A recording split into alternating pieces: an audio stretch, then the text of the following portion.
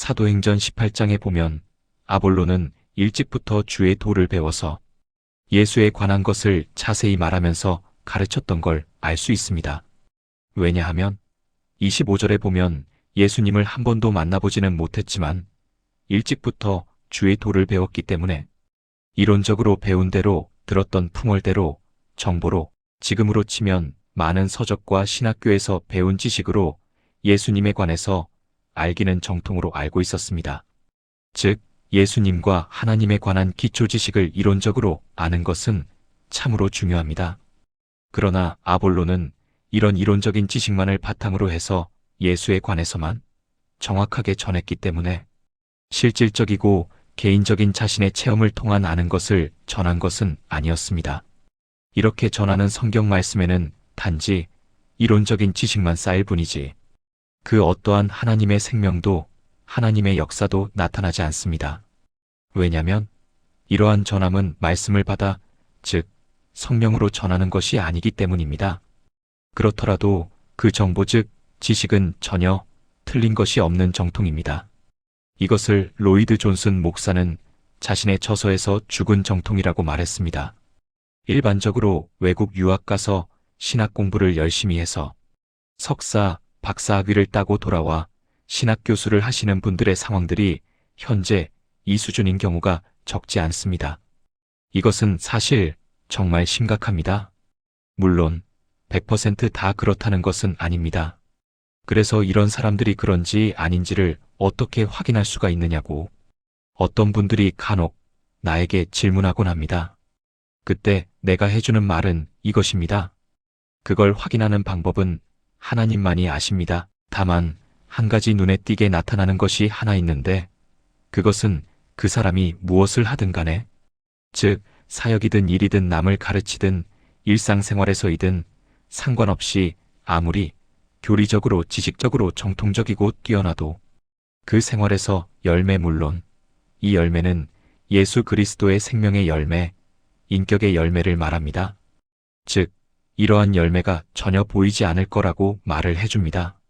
내가 왜 이 말을 하느냐면요. 미래의 목사가 될 신학생들이 신학교에서 배우는 것들은 거의 예수에 관한 이론적인 것들입니다.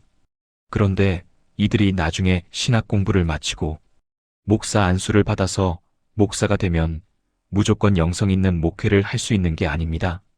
그렇게 배운 예수에 관한 것들을 다시 엄청난 무릎꿇음과 주관적이고 실질적이고 개인적인 생활에서 하나님 중심적인 체험, 경험을 통해 몸소 사역과 생활에서 빚어지면서 알아가는 많은 세월이 또한 필요하다는 걸 말하기 위해서입니다. 그것도 자기가 목사하고 싶다고 신학교를 가서 공부한다고 해서 되는 것이 아니라 하나님께 직접 부르심을 받은 사람이어야 합니다. 요즘은 유튜브가 발달되어 동영상으로 설교 말씀이나 말씀의 메시지들을 올리는 것들을 많이 볼 수 있는데 한 번씩 시간 날 때마다 보면 누구누구 전도사, 누구누구 목사하면서 자신의 양력을 올려놓고 메시지를 전하는데 글쎄 나도 이들 중에 한 사람인지도 모르겠습니다만 들어보면 전혀 성령의 역사가 보이지 않는 것들이 정말 심각할 정도로 적지 않습니다. 어떨 땐 그런 동영상을 보면서 메시지를 전하는 사람의 교만함과 거만함과 오만함이 묻어나오는 걸 느낄 때가 있습니다. 본인은 그것을 못 느끼는 것 같습니다. 만약 느낀다면 그렇게 전하지는 않을 것입니다.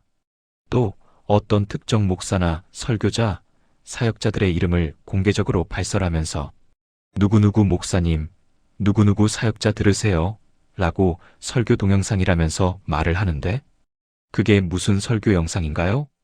참으로 마음이 아플 때가 정말 적지 않습니다. 아무튼 그럴 땐 예수님의 마음이 얼마나 아프실까 생각하니 나 역시도 부끄러워서 몸둘 바를 모를 때가 적지 않았습니다. 우리는 이런 부분에서도 먼저 자신이 빚어질 필요가 있음을 절실히 깨달아야 한다고 봅니다. 모세, 다윗, 요셉, 바울 등과 같은 인물들도 이러한 빚어지는 기간들이 있었습니다. 오늘날 성도들은 목회자의 외형을 먼저 보는 것이 습관처럼 자신들 안에 자리 잡은 것 같습니다. 어느 신학교를 나왔니? 외국 유학 갔다 왔니? 안 갔다 왔니? 어느 교회 신앙 공동체 출신이니? 목사님의 성격이 어떠니? 쳤더니? 풍채가 어떠니? 쳤더니? 어느 교단 출신이니? 등 이처럼 아무런 영향가 없는 외형적인 것에 눈이 먼저 가는 전형적으로 전통을 성경 위에 두는 타락한 본성을 가지고 있습니다. 이런 것들이 전혀 중요하지 않다는 말은 아닙니다. 중요합니다.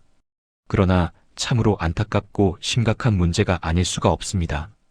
이런 것들을 전혀 무시하라는 말은 아닙니다. 아무튼 아볼로가 운이 좋은 것은 아굴라 부부를 만나서 그들에게 주님을 만나는 방법을 듣게 된 것 같습니다. 그리고서는 완전히 사람이 달라집니다.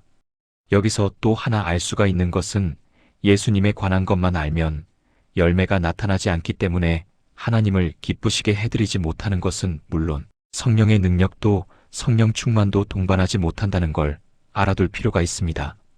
근데 아볼로는 참으로 인품이 겸손하고 바람직한 젊은 목회자였던 것 같습니다.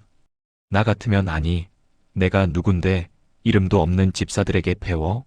라고 했을 것인데, 그리고 24절에 보면 아볼로가 학문이 높고 깊었다고 기록하고 있는데, 사실 학문은 단시일에 높고 깊게 이루어지는 것은 아닙니다. 뿐만 아니라 성경 말씀에도 능통하다고 되어 있는데, 잘 알듯이 성경 말씀도 단시일에 능통하게 될 수 있는 게 아닙니다. 정리하면 아볼로는 학문도 깊고 성경에 능통하기도 했지만 예수에 관한 것만을 지적으로 알고 있었기 때문에 그것밖에 다른 걸 가르칠 수가 없었던 것입니다. 오늘날 여기에 해당하는 목회자가 적지 않습니다. 즉, 모두 이론적으로는 관한 지식에는 바리새인들처럼 박사들입니다. 그래서 방금 앞에서 말했듯이 외국에 유학 가서 공부를 열심히 해서 신학 박사 학위를 받아가지고 와서 교수가 된 분들이 다 그렇지는 않지만 적지 않은 분들이 이러한 상태라는 것을 저는 많은 신학생의 증언을 통해서 확인할 수가 있었습니다. 물론 본인들은 그 사실을 전혀 인정하지도 않을 뿐더러 그 사실을 인식조차도 못하고 있는 경우가 적지 않습니다. 아니, 예수님과 3년간 함께 동고동락하면서 배운 제자들도 이론적으로는 정통했지만 성령의 능력이 임하기 전에는 생명력 넘치는 말씀을 전할 수 없었는데 신학 박사, 교수라고 별 재간이 있겠습니까? 그래서 이런 교수들 밑에서 신학생들이 신학을 배운 후 나중에 목사가 되면 제대로 된 영성이 바로 나올 수 있겠냐는 겁니다. 더 심각한 것은 이런 신학생들이 외국에 유학 가서 저명한 교수들 밑에서 힘들게 배워서 석, 박사 학위를 받아 돌아왔다고 하겠습니다.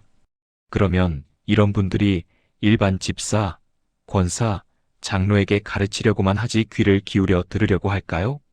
이미 심하게 바리새인화 되어 있는 분들도 많을 것인데, 그러나 아볼로의 경우는 그렇지 않았습니다. 참으로 배우고자 하는 마음 자세가 항상 되어 있었던 겸손하고 올바른 목회자였습니다. 그가 누구이든 간에 하나님의 일꾼들에게는 이러한 마음 자세가 반드시 필요합니다. 이 마음 자세가 바로 말씀 앞에 엎드리고 내려놓는 자세입니다. 나 역시도 이것을 항상 명심하고 있습니다. 그래도 감사하게 아볼로 목사는 하나님의 인도하심으로 브리스길라와 아굴라 부부를 만나게 된 것입니다. 이들 부부는 당시 바울과 같이 천막업을 하는 천막 제조업자로 자비량으로 모든 사역을 감당하고 있었던 것으로 보입니다. 지금으로 치면 건설업자 즉 노가다라고 볼 수 있습니다. 이 부부는 사실 학문도 많지 않고 또 성경에도 아볼로 목사처럼 그렇게 썩 능통하지는 않았을 것입니다. 물론 구약 성경에 대한 지식과 하나님에 관한 기본적인 이론 지식은 있었을 것입니다. 그리고 이들 부부는 바울과 함께 있으면서 직접 주관적이고 개인적인 체험으로 몸소 자신들의 생활 패턴에서 경험을 통해서 예수님을 만난 사람들입니다. 26절에 보면 브리스길라와 아굴라 부부가 아볼로에게 하나님의 도를 더 자세히 설명해 주었다라고 기록하고 있는데 이 말은 예수에 관한 것을 설명해 주었다는 말이 아니라 성령의 인도하심을 따라 영적이고 도덕적이며 체험적인 지식을 알려주었다는 말입니다. 이것이 자신의 믿음을 시험하고 확증하는 것입니다. 그러면 도대체 자기보다 성경에도 능통하고 학문이 엄청 뛰어난 아볼로 목사에게 한낱 집사에 불과한 부부가 무엇을 설명해 주었을까요? 신학을 알려주었을까요? 아니면 성경을 더 자세하게 풀어서 설명해 주었을까요? 그게 아니라 그들이 아볼로에게 알려준 것은 예수님을 실제 생활에서 어떻게 경험해서 만나고 찾고 예수님과 어떻게 깊고 하나 되도록 하는 은밀하고도 친밀한 대화, 즉 사랑의 교제를 했는가에 대한 자신들의 간증을 들려주었을 것입니다. 즉 십자가의 복음과 성령 사역의 조화와 균형에 대해서 알려주었을 것으로 보입니다. 모든 신앙생활의 핵심은 십자가의 복음과 성령 사역의 조화와 균형의 생활이 필수입니다. 만약에 누구든지 학문이 깊고 신학적 지식이 풍부하고 성경에 능한 사람이라면 예수님을 실제 생활에서 어떻게 경험해서 만나고 찾고 예수님과 어떻게 깊고 하나 되도록 하는 은밀하고도 친밀한 대화, 즉 사랑의 교제를 해야 하는가를 배우는 데에는 그러한 지식이 없는 사람들에 비해서 시간이 훨씬 단축될 것입니다. 그래서 예수님에 관한 이론적인 지식도 참으로 중요합니다. 왜냐하면 그 지식의 토대 위에서 예수님을 실제 생활에서 어떻게 경험하여 만나고 찾고 예수님과 어떻게 깊고 하나 되도록 하는 은밀하고도 친밀한 대화, 즉 사랑의 교제를 해야 하는가를 배울 수가 있기 때문입니다. 만약 예수님에 관한 이론적인 지식조차 없다면 예수님을 실제 생활에서 어떻게 경험해서 만나고 찾고 예수님과 어떻게 깊고 하나 되도록 하는 은밀하고도 친밀한 대화, 즉 사랑의 교제를 해야 하는가를 배우는데 는 엄청나게 시간이 많이 필요하다는 것을 기억할 필요가 있습니다. 사무엘상 3장을 보면 사무엘은 태어나 젖을 떼자마자 성전에서 자랐기 때문에 누구보다도 하나님에 관한 지식에는 훤했습니다. 그런데도 사무엘은 여호와 하나님이 말씀하실 때 하나님의 음성을 분별하지 못하고 엘리 제사장에게 가는 기록이 있습니다. 즉 하나님을 실질적으로 만난 체험이 지금까지 한 번도 없었기 때문에 하나님의 음성을 분별하지를 못했던 것입니다. 그러면 왜 음성이 들렸을 때 3번 다 엘리에게로 갔을까요? 그것은 하나님이 부르시는 음성이 사무엘이 평소에 엘리가 자기를 부를 때의 음성과 흡사하게 들렸기 때문일 것입니다. 이건 뭘 말해주느냐면요. 하나님의 음성이 최초로 나에게 들릴 때는 나의 스승이나 멘토나 또는 내가 속해 있는 단체에서 내가 잘 알고 있는 권위자의 음성으로 들릴 확률이 높다는 것을 말해줍니다. 여기에는 나를 가르치는 교수도 될 수 있고 내가 섬기는 교회 목사, 전도사 등도 될 수가 있고 나의 윗사람이나 우설은 또는 조상이나 부모들도 될 수 있습니다. 아무튼 자기보다 높은 사람이면서 친숙한 사람의 음성으로 들린다는 걸 알 수 있습니다. 왜냐면 성경은 그것을 이렇게 기록하고 있기 때문입니다. 히브리서 7장 7절 논란의 여지 없이 낮은 자가 높은 자에게서 축복을 받는다 라는 겁니다. 물론 이 말은 오늘날 육성으로 하나님의 음성이 그렇게 들린다는 말이 아니라 자기 마음 깊은 곳에서 성령의 감동으로 그런 사람들이 말하는 것처럼 느껴진다는 말입니다. 그리고 엘리는 지금은 하나님의 음성이 자신에게 들리지 않지만 예전에는 하나님의 음성을 들었던 사람이었습니다. 그래서 하나님의 음성이 들릴 때 어떠한 자세를 취해야 하는지를 자기가 체험한 것을 사무엘에게 가르쳐줍니다. 이것만 보아도 하나님에 관해 지식적으로 아는 것과 하나님, 즉 예수님을 실제로 만난 것은 다르다는 걸 알 수가 있습니다. 이처럼 예수님 즉 하나님에 관한 것만으로는 고린도후서 13장 5절에서 요구하는 진정으로 예수님과 하나님을 만난 것, 즉 알고 믿는 것이 아닌 것을 알 수가 있습니다. 결국 앞에서 살펴본 대로 브리스길라와 아굴라 부부도 지금까지 예수님에 관한 것만 알고 가르치던 아볼로를 불러서 그 도를 자세히 설명해 주었다는 것은 예수님을 지식적으로만 알고 있던 아볼로에게 영적, 도덕적, 체험적으로 동시에 만나서 아는 것 즉 예수님과 깊고 하나 되도록 하는 은밀하고도 친밀한 사랑의 교제를 하는 성령의 인도하심에 대해서 자세히 알려주었다는 것을 알 수 있습니다. 브리스길라와 아굴라 부부는 집사였지만 목사라고 해도 손색이 없을 정도의 깊은 영성을 가진 분들이었습니다. 그래서 바울과 동역을 할 수 있었을 것입니다. 오늘날 일반 직분자 중에서도 이런 분들이 적지 않다는 것을 목회자들이나 영적인 지도자들은 귀담아 들을 필요가 있습니다. 아무튼 그 이후부터는 아볼로가 완전히 달라진 것을 성경 기록에서 찾을 수가 있습니다.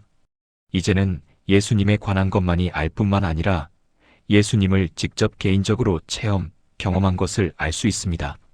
즉, 하나님의 영인 성령의 능력, 성령의 충만함을 제대로 받은 것입니다. 이것이 신앙의 올바른 기본 마음 자세, 즉, 신앙의 근본이 제대로 갖추어진 것이라 할 수 있습니다. 그리고 그렇게 예수님을 직접 개인적으로 체험한 것을 성령의 능력이 가미된 성령의 조명해 주심으로 인해 그때부터는 예수님을 그리스도라고 살아계신 인격체 자신이신 하나님의 생명의 성경 말씀을 통해서 담대히 증거하기 시작합니다. 바로 이것입니다. 올바른 신앙생활을 해나가려면 예수님에 관한 지식은 분명히 있어야 하는 것은 사실입니다. 그러나 아무리 예수님에 관한 교리적, 신학적으로 올바른 지식이 있다고 할지라도 성령께서 능력으로 임하시는 성령의 인도하심, 조명해 주심, 즉 비추어 주심, 깨닫게 해주심이 없다면 영적인 막, 즉 수건이 가려져 있기 때문에 그 메시지에는 아무런 생명의 역사가 나타나지 않게 됩니다. 그냥 종교 생활을 할 뿐입니다. 나는 살아계신 인격체 자신이신 하나님의 생명의 성경 말씀을 대하시는 분들이 그런 종교 생활을 하기를 원한다면 지금부터라도 심각하게 고민해 봐야 한다고 생각합니다. 왜냐면 그런 종교 생활은 교회 신앙 공동체에 아무리 열심히 참석해도 하나님의 백성을 향하신 하나님의 뜻이 아니기 때문입니다. 아마 그런 분들도 교회 신앙 공동체의 모임에는 열심히 나올 것입니다. 그러나 여전히 세상 욕심이 내려지지 않을 것이고 세상 야망이 그 속에 벌겋게 살아있을 것이 분명합니다. 한마디로 하나님을 제대로 알고 사랑하는 신앙의 올바른 기본 마음 자세인 신앙의 근본에는 전혀 관심조차도 없고 그저 자신의 시급한 문제 해결에만 관심을 가질 것이 뻔합니다. 이런 분들은 교회 신앙 공동체에 나와도 자신에게 필요한 뭔가를 채워주기를 바라는 마음이 있기 때문에 그거 들어달라고 교회 신앙 공동체에 나오는 아주 타산적이고 계산적인 신앙생활을 하게 됩니다. 오늘날에는 그러한 신앙생활을 자기중심적인 신앙생활, 즉 기복신앙, 사람 중심적 신앙, 즉 인본주의, 이론 중심, 종교 중심, 교리 중심, 의식 중심적 신앙생활, 즉 율법주의인 죽은 정통주의라고 많은 분들이 경고를 하고 있습니다. 이것은 완전히 타락한 거짓 신앙생활일 뿐입니다.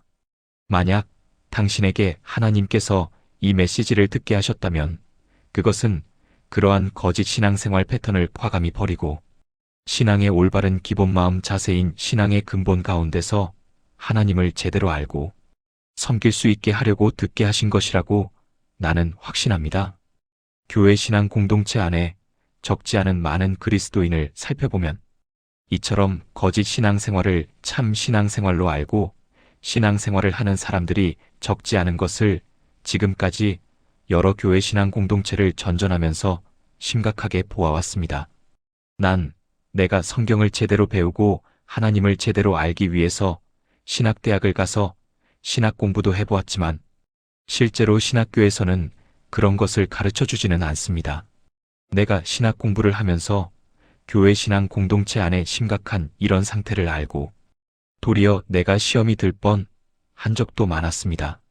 그게 왜 그러냐면요. 방금 앞에서도 말했지만 대부분의 성도가 하나님에 관한 지식을 아는 것으로 만족하고 그 상태에서 머물러 있으려고 하기 때문입니다.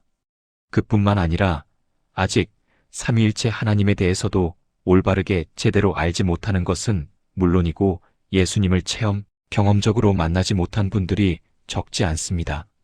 심지어는 하나님에 관한 지식조차도 올바로 알지 못하는 성도들이 교회 신앙 공동체 안에는 비일비재합니다. 지금까지 사무엘과 아볼로를 예를 들어서 살펴보았지만 하나님에 관한 지식을 안다고 하나님을 진정으로 아는 것은 아니라는 것을 유념할 필요가 있습니다. 하지만 하나님에 관한 지식은 하나님을 진짜로 만나기 위해서 없어서는 안 될 정말 중요한 지식이라는 것만은 사실입니다. 이 글도 어찌 보면 하나님에 관한 지식의 글일 뿐입니다.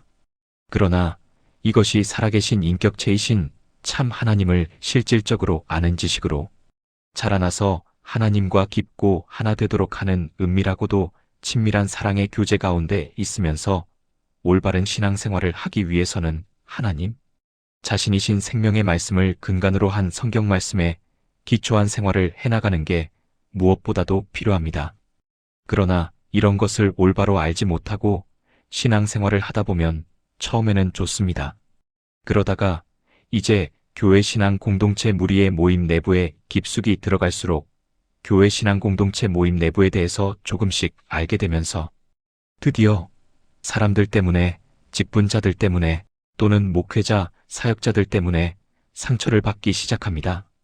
그렇게 되면 신앙생활을 여기저기를 전전하며 방황하기도 하고 자주 옮겨 다니기도 하고 교회 신앙 공동체 모임에 대해서도 자신 안에 좋지 않은 인식으로 자리 잡게 되고 그래서 교회 신앙 공동체 모임을 멀리하게 되는 겁니다. 혹 현재 신앙생활을 지금 하고는 있지만 교회 신앙 공동체 모임에 대해 이처럼 안 좋은 인식이 마음 깊은 곳에 자리 잡고 있을 수 있습니다.